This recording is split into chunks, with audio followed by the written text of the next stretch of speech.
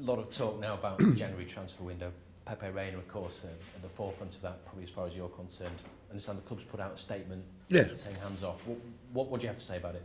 I think the statement's very self-explanatory.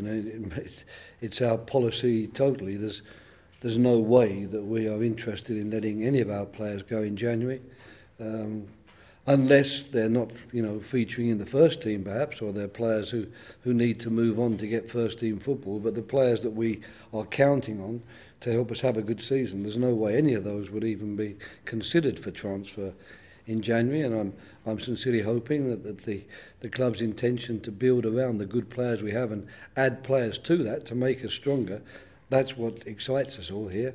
And I don't know where these stories come from.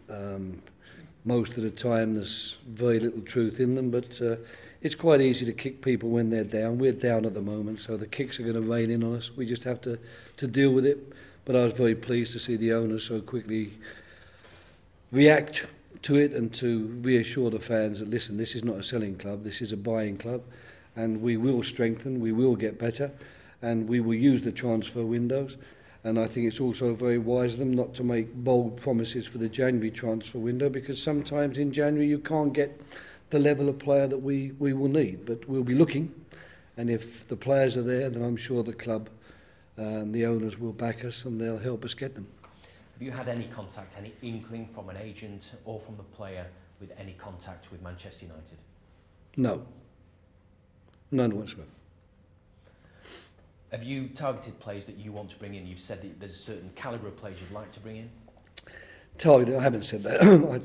I saw that. I'm always quite interested to see the quotes that come from me, because I always wonder where they come from. I must be talking in my sleep, I think, because of some of the things that are attributed to me.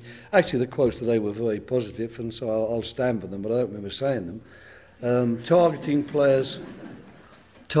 players, it depends what you mean by targeting players. Rarely a day goes by without we sit down and we think about what we would possibly like to do, which areas of the team we would like to strengthen, what type of players we would like for those type of positions, what players are out there here in England and in Europe who would fit the profiles.